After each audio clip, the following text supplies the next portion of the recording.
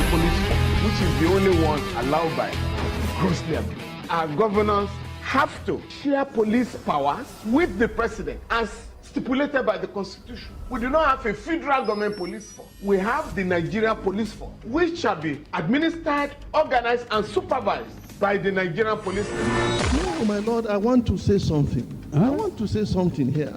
Perhaps it might also enlarge the scope of people who should be invited here for examination. My lord, if we cannot find those who literally murdered Abiola, who are those people who could be said to be the beneficiaries of the death of Abiola? Rogers has linked you with some of the killings he did. He never did. He linked you with the attempted murder of Hebrew. He did not. My lord, the Matters Council is leading the evidence in our matters. Is this an adversary proceeding? It's not, my lord, but we can't be talking about cases which are in court, Is this an adversary proceeding? It's not, my lord. These cases are in court, my lord. I'm just reminding your lordship. My lord, sorry, my lord, I think I'll be in cross-examination. Legally Speaking, a program that deals with legal issues and questions we face as citizens of this amazing country, Nigeria. Legally Speaking. Join us every Friday from 5 p.m. to 6 p.m. for Legally Speaking.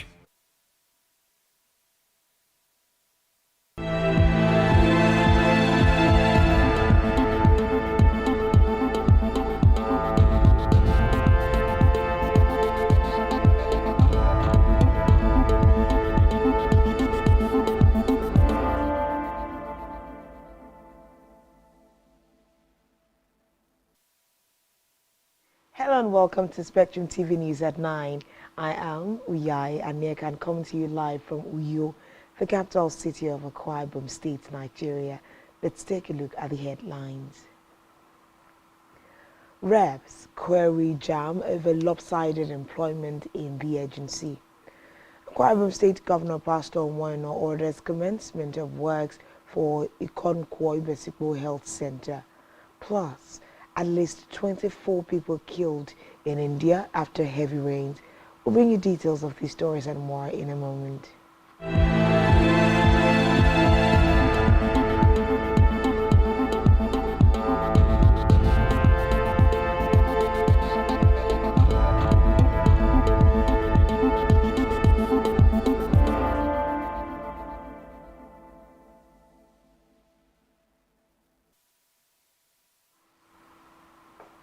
Good evening and thanks for joining us.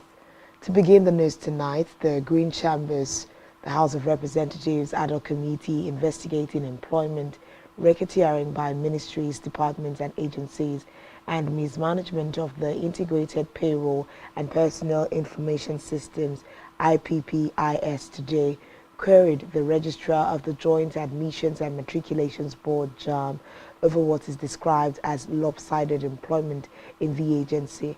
The House probe panel had demanded that the agency immediately submit to it the list of all staff employed between 2015 and 2023 and decried lack of adherence to extant regulation of the nation's public service, as it was discovered by the committee that JAM employed 300 staff from 2015 to date without advertising.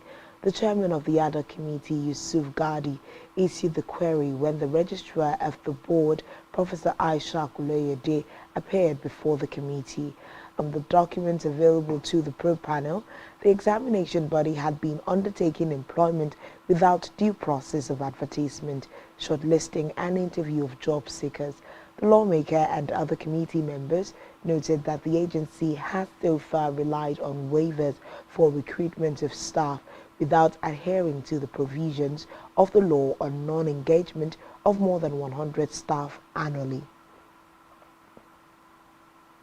Meanwhile, from the Green Chambers, the Speaker of the House of Representatives, Tajuddin Abbas, has demanded an immediate investigation of the bandits' attack at the Kofa Gayan area of Zaria that led to the killing of 2 persons on Saturday night. The suspected bandits reportedly invaded the area, shot sporadically and unsuccessfully attempted to kidnap some residents. In a statement by his Special Advisor on Media and Publicity, Musa Abdullahi, the Speaker condemned the development and described the deaths as unfortunate. The statement noted that the recurring attacks in parts of Zaria in Kaduna North Senatorial District were unacceptable and insisted that a thorough investigation must be carried out this time to unravel the circumstances behind the endless attacks. He therefore urged security agents to up their game in the protection of lives and property, which is their primary responsibility, stressing that citizens, wherever they may be, should be safe to go about their businesses at any time of the day. In another development, the First Lady of Nigeria, Oluremi Tinubu, today received members of the Nigerian female football team, the Super Falcons, at the Presidential Villa, Abuja.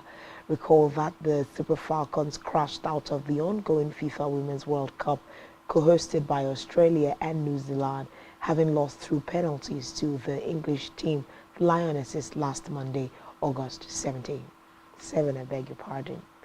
Moving on to the judiciary, and Upper Area Court sitting in Kubwa, Abuja, has ordered that a 22-year-old scavenger, Dauda Al-Hassan, be remanded in the Correction Center for alleged criminal trespass and theft.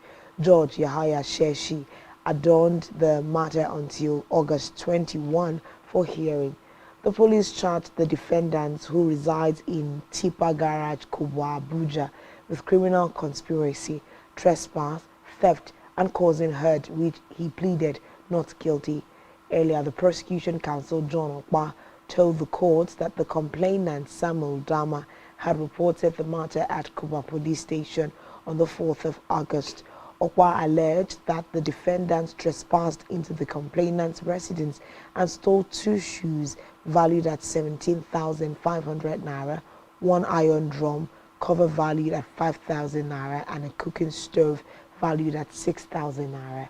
Other items are 1 tray pan of 3,500 naira and a head pan valued at 3,000 naira. He added that the defendant was chased while he attempted to escape, and in the process he tore the complainant's jeans trouser and inflicted an injury on him.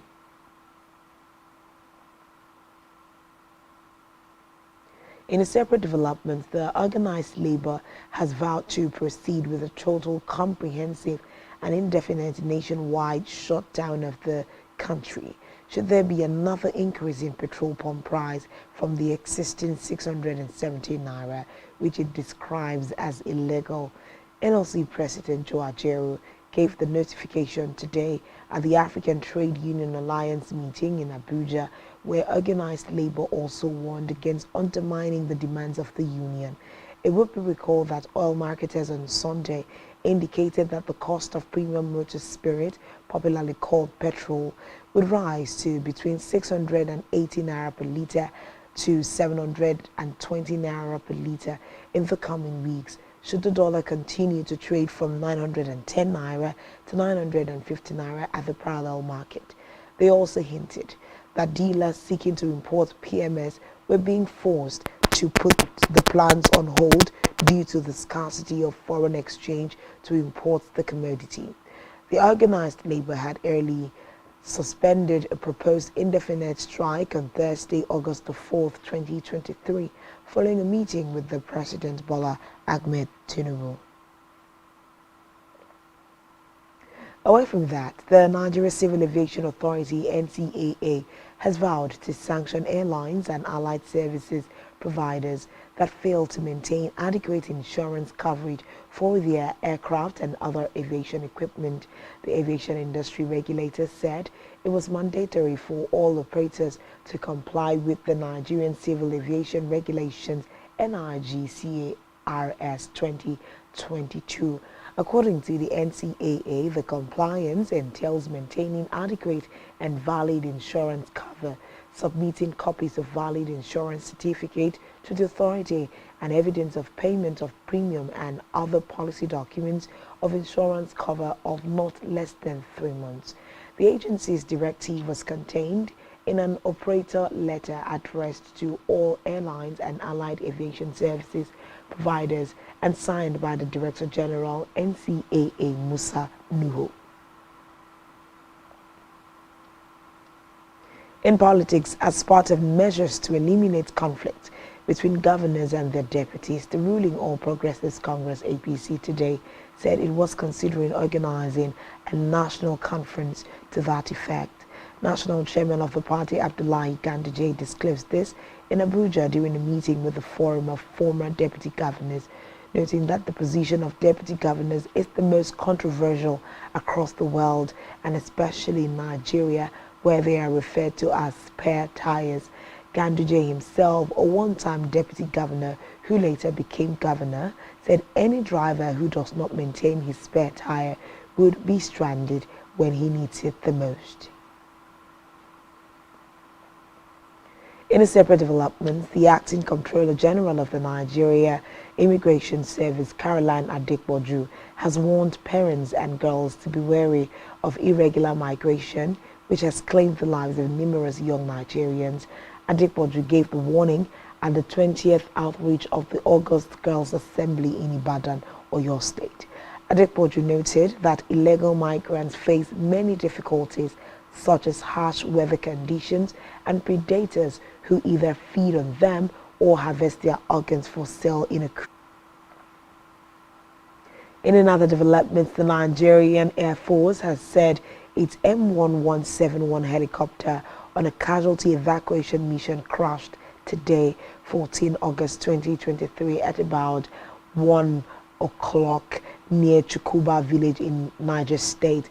Director of Public Relations and Information, Air Commodore Edward Gabwet, in a statement disclosed that the aircraft had departed Zungeru Primary School en route Kaduna, but was later discovered to have crashed near Chukuba village in Shiroro local government area of Niger State. Efforts were made to rescue the crew and passengers on board the helicopter.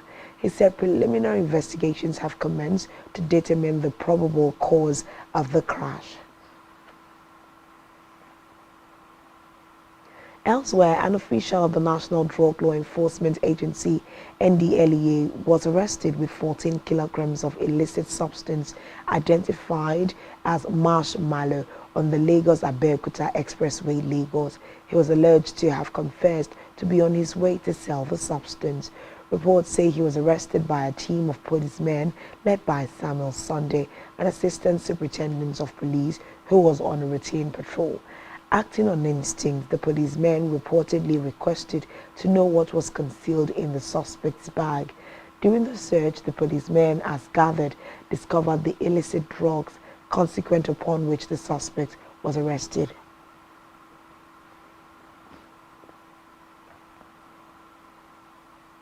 Meanwhile, the 82 Division of the Nigeria Army has commenced inter-brigade combat proficiency competition at 14 Brigade or Hafia, Abia State.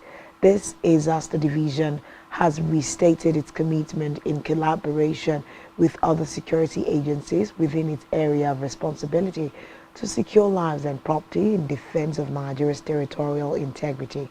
Declaring the one-week competition open today, the General Officer Commanding GOC 82 Division Nigeria Army, Major General Hassan Taiwo Dada, said that the high premium placed by the Nigeria Army on the training of its personnel underscored the competition. He noted that the exercise was coming 1 month after the warrant officers and senior non-commissioned officers competition. Away from that, the United Nations Children's Fund, UNICEF, has expressed satisfaction with the commitment, dedication and political will of the Governor of Enugu State, Peter Mbah, to actualize the Sustainable Development Goals, SDGs, emphasizing its readiness to partner with the state government to realize its objectives.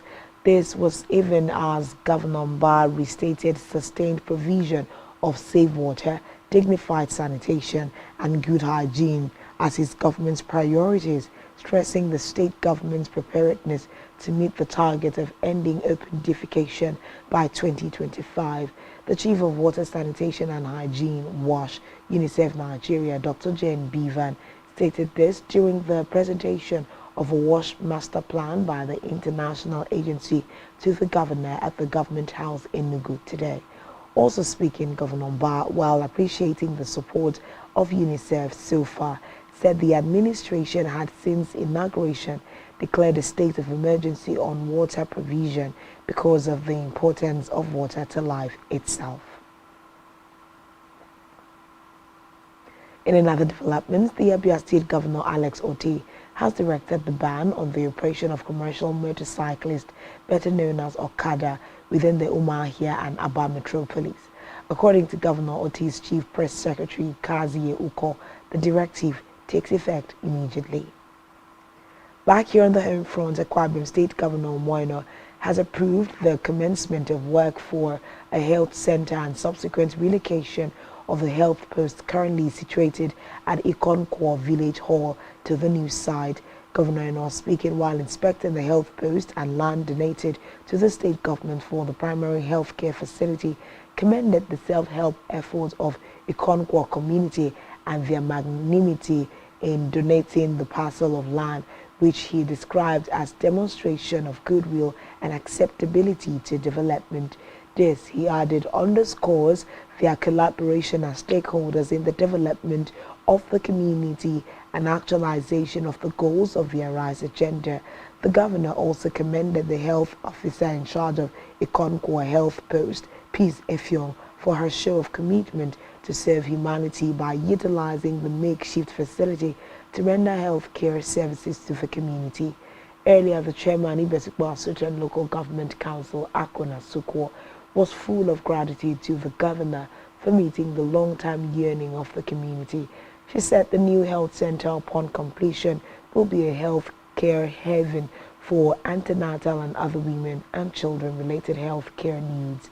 On his part, the acting village head of Ikonkwo, Obongi Banga Nyema, also thanked the governor for the kind gesture and declared the total surrender of the parcel of land to the government with assurances of community cooperation for the project to be executed.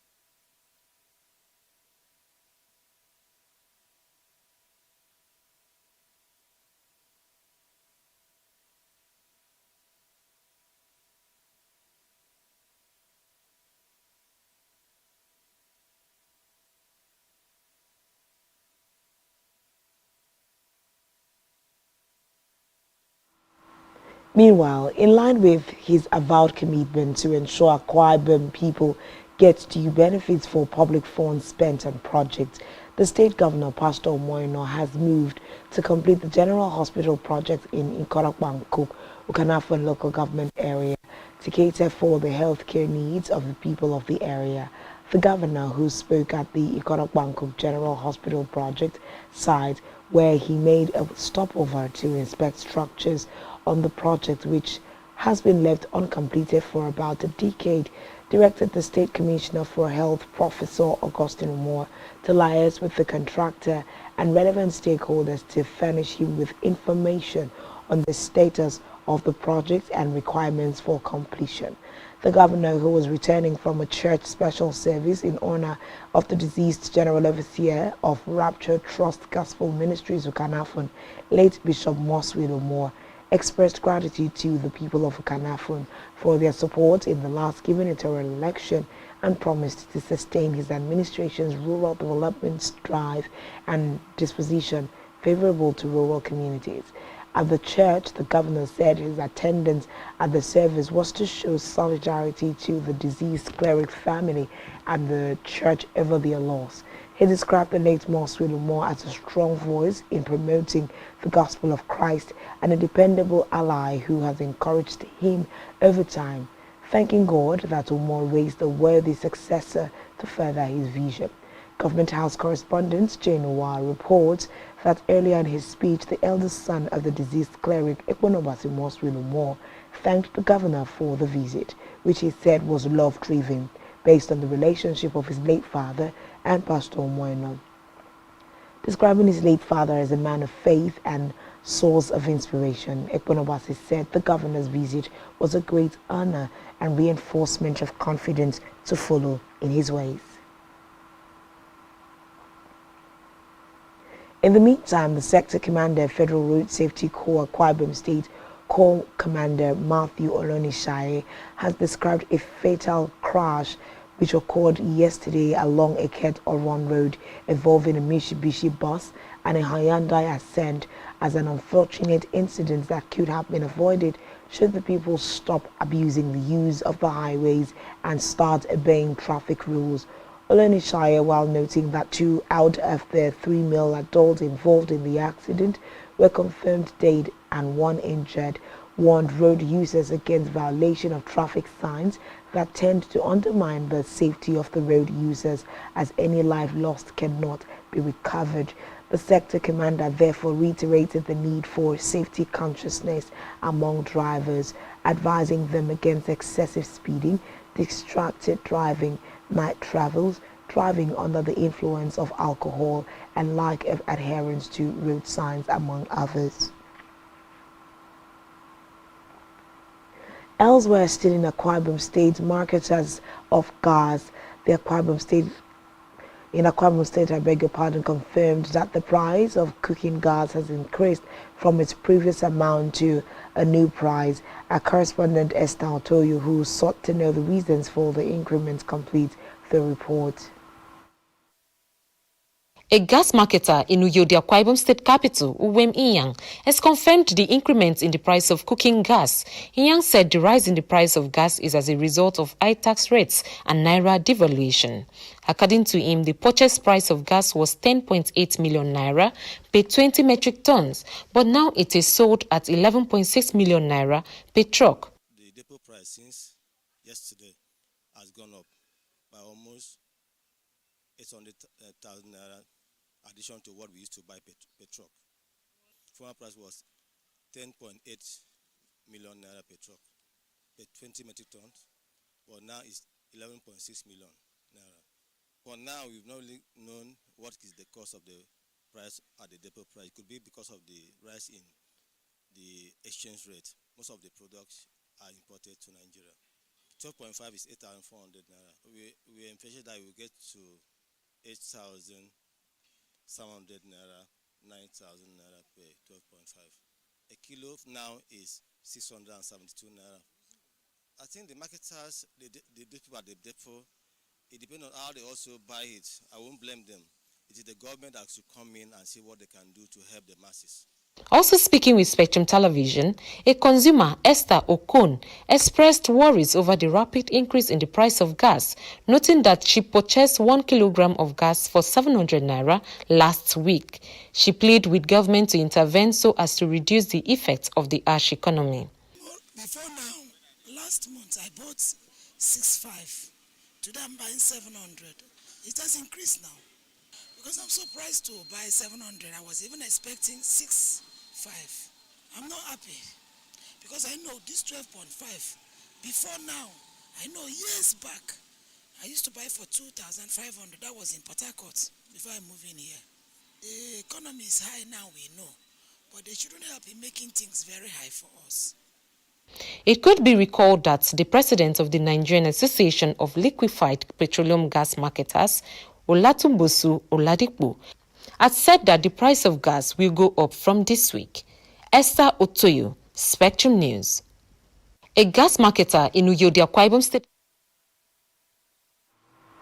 Still to come in the news.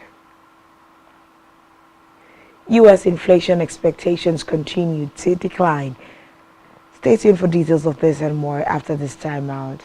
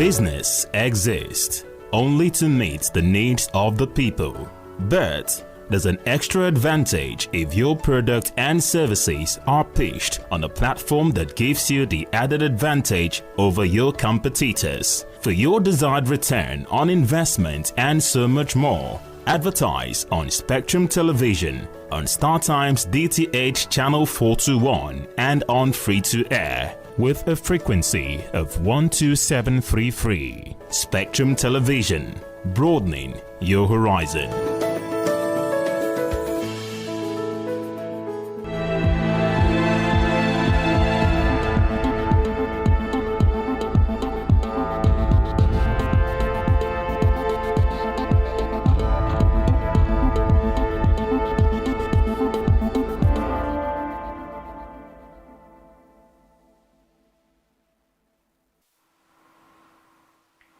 Thanks for staying tuned, and now to the rest of the news stories. We move to Africa, where Niger coup leaders have vowed to prosecute ousted President Mohamed Bazoum for alleged treason and security risk in the West African country. This was made known in a statement by the junta spokesperson, Colonel Major Amadou Abdourahmane, read on national television. Abdourahmane said the ousted president would be prosecuted for high treason and undermining the internal and external security of Niger. The junta spokesperson also said there was misinformation campaign against the putschist to derail any negotiated solution to the crisis in order to justify military intervention in the name of ECOWAS. Recall that the Economic Community of West African States, ECOWAS, imposed sanctions on Niger in response to the coup and has not ruled out using force against the army officers who toppled the democratically elected Bazoum on the 26th of July. In a related development, the West Africa Regional Bloc ECOWAS has condemned the push by Niger's military junta to bring treason charges against ousted President Mohamed Bazoum. The junta took power about 3 weeks ago, keeping Bazoum in detention in the process. The bloc said the move represents yet another form of provocation and contradicts the reported willingness of the military authorities in the Republic of Niger to restore constitutional order through peaceful means. It added that Bazoum is the democratically elected president of Niger. Meanwhile, the new Niger Prime Minister Ali Mohamed Lamine Zine today in an interview said Niger will be able to thwart sanctions imposed by West African bloc ECOWAS in response to last month's coup. The Economic Community of West African States, ECOWAS, imposed sanctions on Niger, who toppled the democratically elected President Mohamed Bazoum on July 26. The bloc has severed financial transactions and electricity supplies and closed borders with landlocked Niger, blocking imports to one of the world's poorest countries. Meanwhile, the military leaders earlier said that had made it difficult for people to access medicine, food and electricity, describing the measures as illegal, inhumane and humiliating. But Zine also expressed optimism about the visit by a Nigerian delegation and talks with ECOWAS, and stressed the importance of Niger's ties with Nigeria as well as the West African bloc.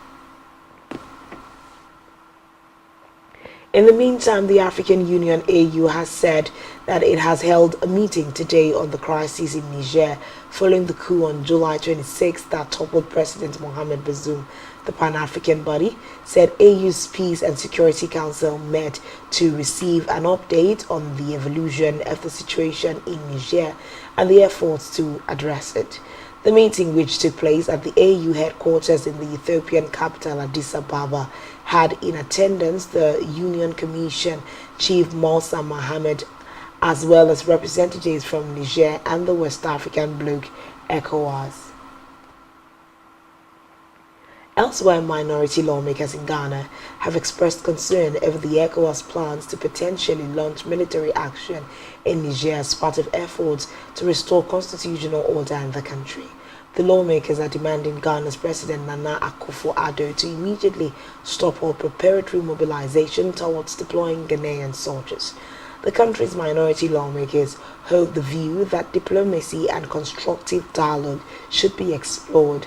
Ghana's minority lawmakers say scarce resources of the state should be directed at resolving the country's economic challenges following a $3 billion International Monetary Fund (IMF) bailout rather than getting entangled in a proxy geopolitical confrontation.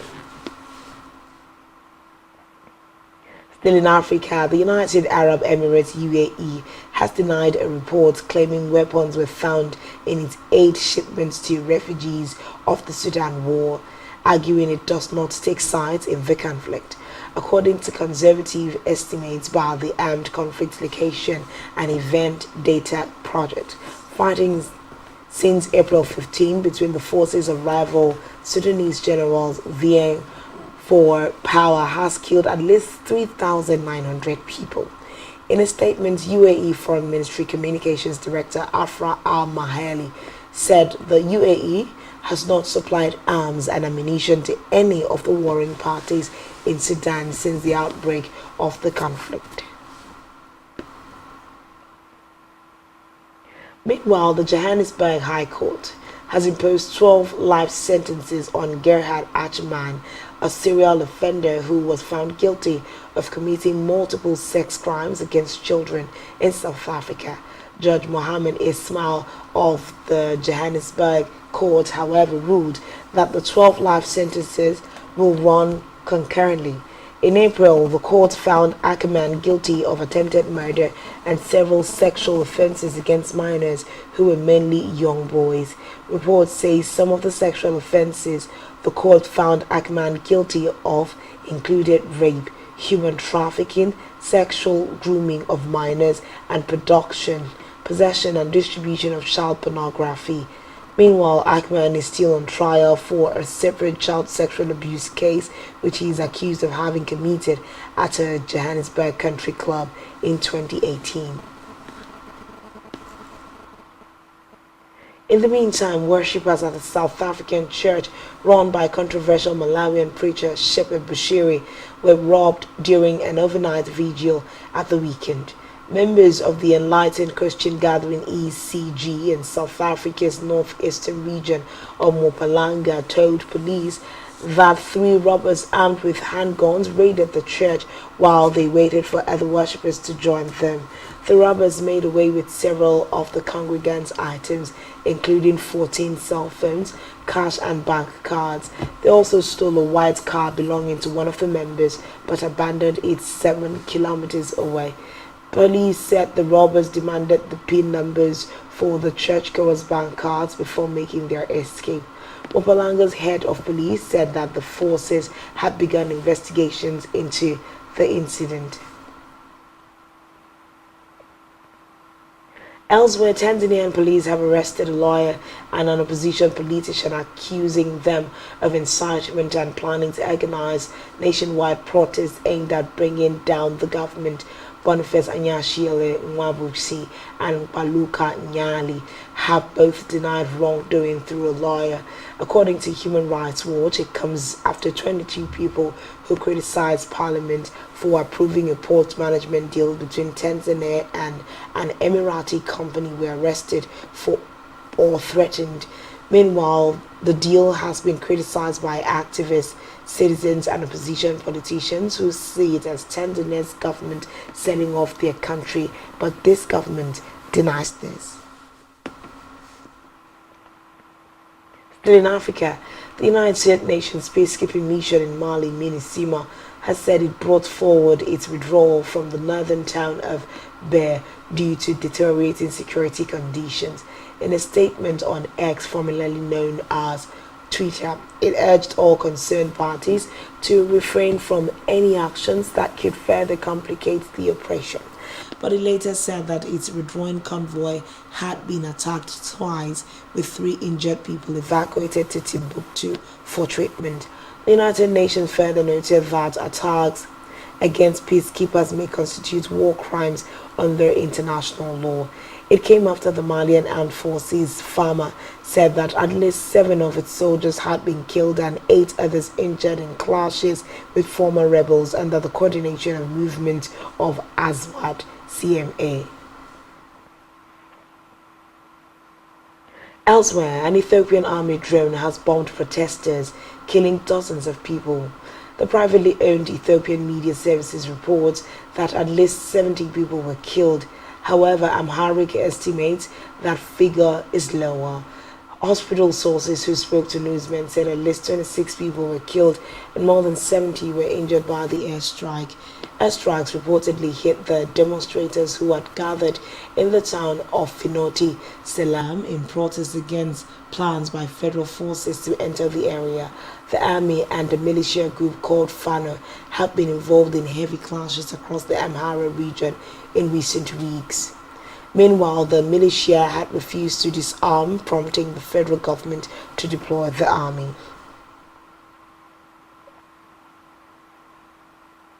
In a related development, Ethiopia's lower house of parliament has approved the state of emergency declared in connection with the ongoing violence in the country's Amhara region. The cabinet had announced the emergency measure earlier this month. The parliament session unusually was not televised, but according to the report posted on the House's Facebook page, the decree was approved with a majority vote. Meanwhile, rights groups have already expressed concern over the decree as previous state of emergency declarations had led to a case of abuses and mass detentions. Meanwhile, the authorities in Tunisia say at least 5 migrants have died and 7 others are missing after their boat sank off the coast. According to reports, the vessel heading for Europe was carrying 35 people, mostly Tunisian nationals, including women and children. 23 passengers have been rescued. The boat capsized shortly after setting sail from Sidi Mansour near Sfax, which has emerged this year as a key hub for migrants hoping to reach Europe by boat.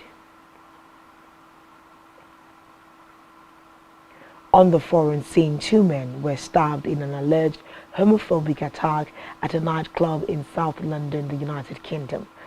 According to reports, the 2 victims were rushed to the hospital and discharged after the knife attack that occurred in Clapham High Street.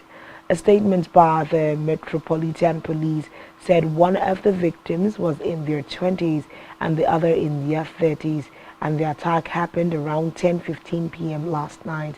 Detective Inspector Gary Castle, who spoke for the Metropolitan Police, said the search for a suspect in the attack has been launched, which they are treating as homophobic. Still on the foreign scene, King Charles III will travel to France for a state visit in September, 6 months after a scheduled trip was cancelled because of violent protests. The planned journey, intended to highlight warming Franco-British relations, had been postponed in March at the last minute as angry mass protests against pension reform shook France. At the weekend, the regional daily Southwest said that the state visit will now take place in September and that the monarch and queen consort Camilla would visit Paris and Bordeaux in the southwest as originally planned. Reports say the approximate dates are September 20 to 22, adding that King Charles' security detail had come to Bordeaux in July to prepare the visit. Meanwhile, German Finance Minister Christian Lindner has said that he will collaborate with his counterpart in Kiev to bolster the Ukrainian economy as Western allies support efforts to rebuild the country amid the conflict. According to the German Finance Ministry, Lindner arrived in Kiev today for his first trip to Ukraine since the start of the war. Lindner noted that he would, at the course of his visit, meet with his Ukrainian counterpart, Sergei Marchenko, to provide concrete support, explaining that the German Federal Ministry of Finance is interested in helping the Ukraine's finance ministry to make the country more attractive to foreign direct investment. In the meantime, Ukraine's foreign ministry has said that it strongly condemns the provocative actions of Russia a day after a Russian vessel fired warning shots and boarded a cargo vessel in the Black Sea. The Ukrainian Ministry of Foreign Affairs said in a statement that the Russian Navy violated the UN Charter, the UN Convention on the Law of the Sea, and other norms of international law. It said the actions exemplified Russia's deliberate policy of endangering the freedom of navigation and safety of commercial shipping in the Black Sea. Meanwhile, Russia's defense ministry has warned that ships sailing to Ukraine's Black Sea ports will be viewed as military targets, while Ukraine said any attacks of Russian targets on the sea will be justified because they occur in Krym's territorial waters. Still on the foreign scene, at least 24 people have been reportedly killed, 9 of them in a temple collapse, and dozens more are feared missing after intense rains caused floods and landslides in India. Reports say days of torrential downpours have washed away vehicles, demolished buildings, and destroyed bridges in the northern states of Uttarakhand and Himachal Pradesh.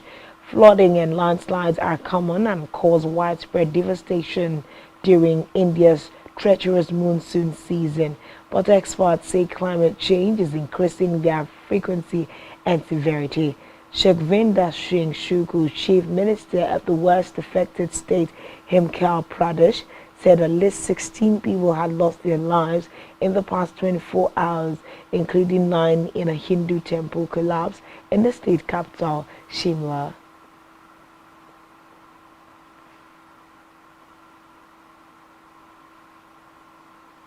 And now it's time for the latest business and stock market story. Here is Divine Praise.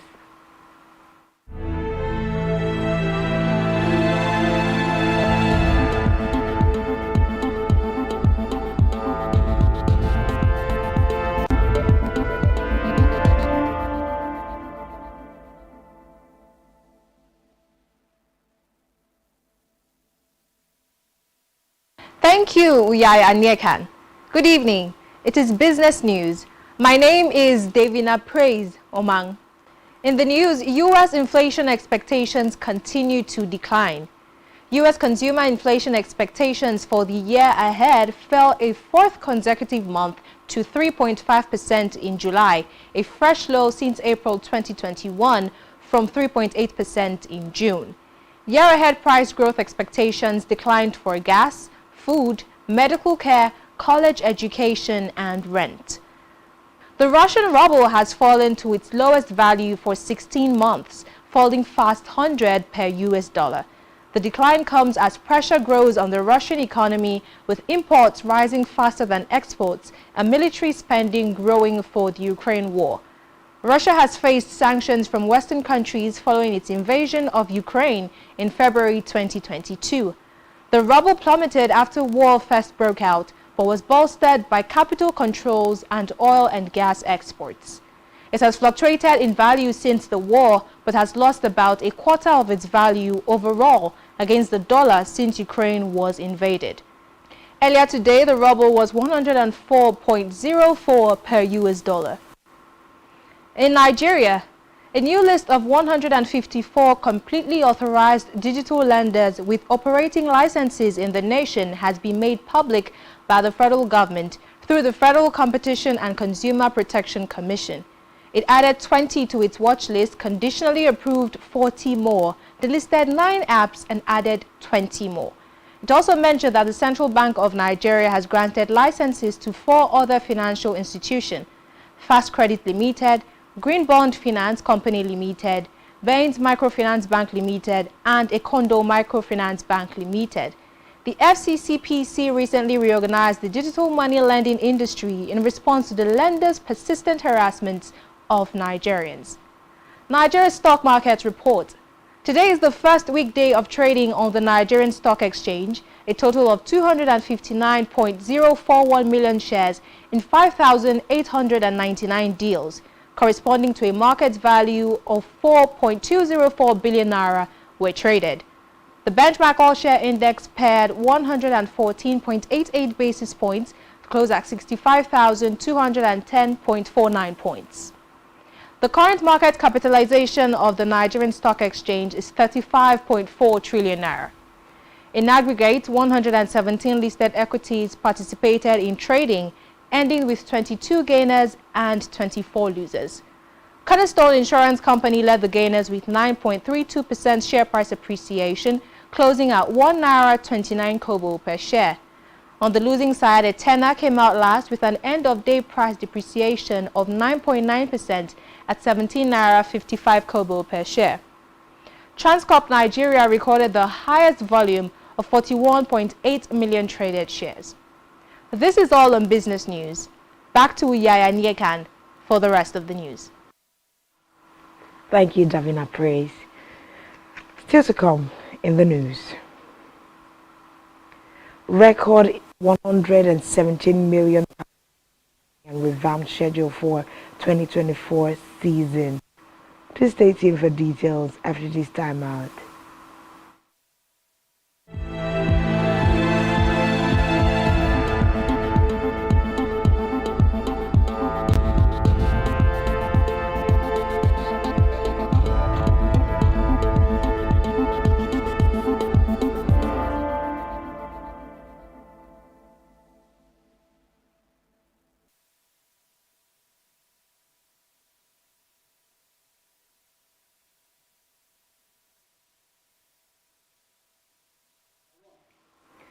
Thanks for staying tuned. News. The Nigerian Medical Association Ekiti State Branch has urged the federal government to declare a state of emergency on the health sector with a view to addressing its myriads of problems and making it attractive to professionals. The body called for the allocation of at least 15% of the national budget to health as stipulated in the Abuja Declaration, adding that such will be an initial step to show commitment towards the growth of the health sector on the part of the government. These were contained in the communique issued at the end of the 26th Annual General Meeting of the Nigerian Medical Association, which was themed Medical Legislation, the need for inclusiveness in achieving stability in the health industry, made available to journalists in Ado Ekiti. In the communique signed by NMA State Chairman Dr. Babatunde CG and Secretary Dr. Moses Deja, the doctors charged President Bola Tinubu not to hesitate to take tough decisions to help jumpstart the country's ailing health sector. The doctors called on the government to urgently address the rising cost of drugs and medical consumables to prevent the cost of health services from becoming so prohibitive to the point of driving patients away from the hospitals.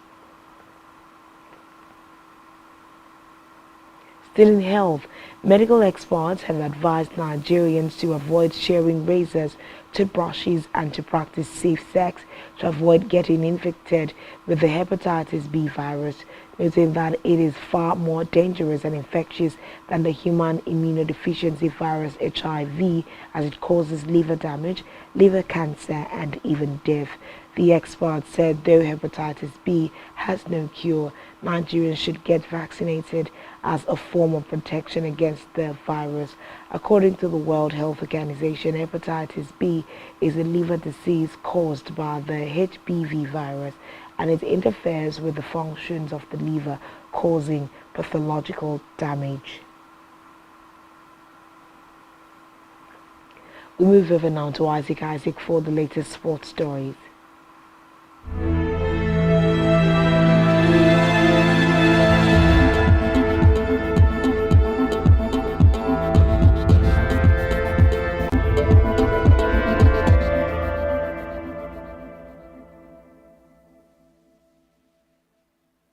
Thank you very much, Uyai Anyekan.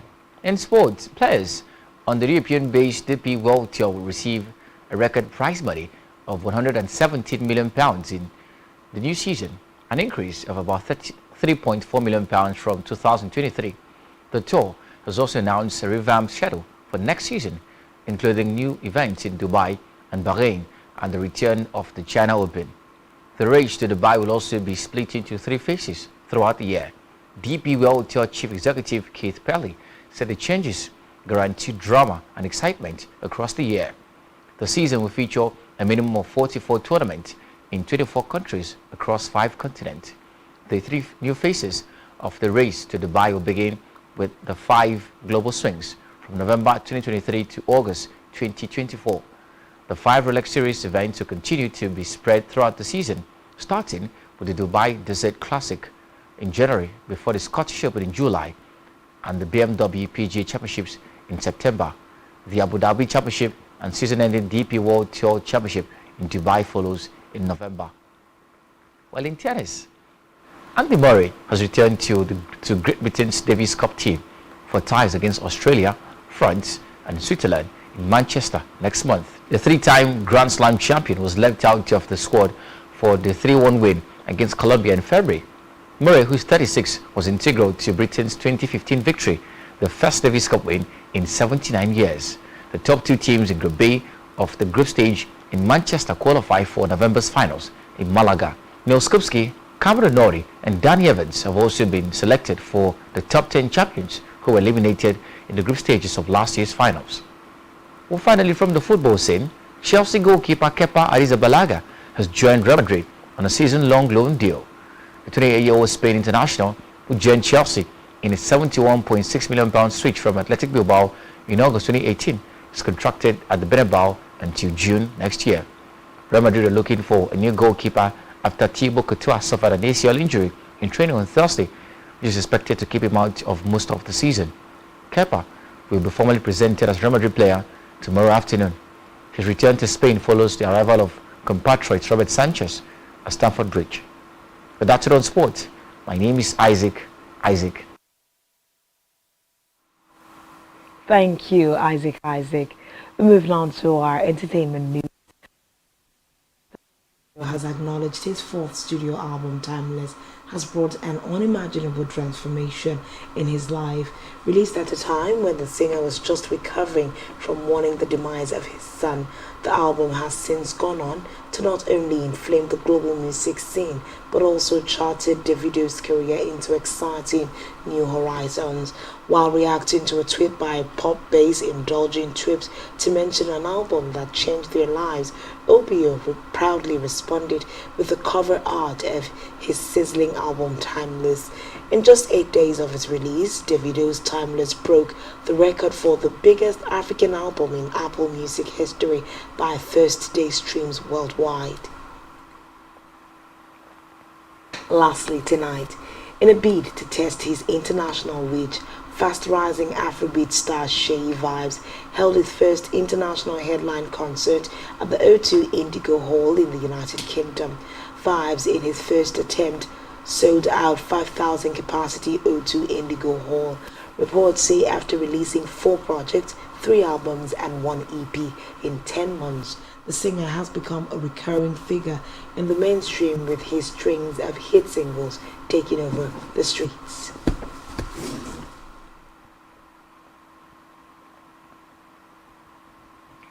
And that's all we have for you tonight. Do well to follow us on social media. Subscribe to our YouTube channel, all of which you can find on our website, spectrumtv.ng. You have been watching Spectrum Television News at 9. I am Uyai Anyeka. Thanks for watching and do have a splendid night rest. Good night, Nigeria.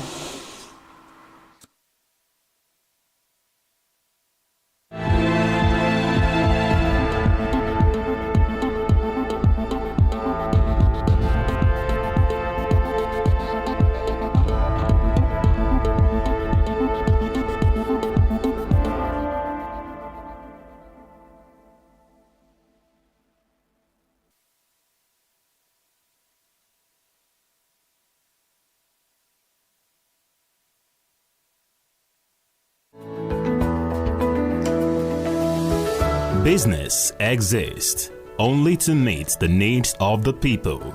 But there's an extra advantage if your product and services are pitched on a platform that gives you the added advantage over your competitors. For your desired return on investment and so much more, advertise on Spectrum Television on StarTimes DTH Channel 421.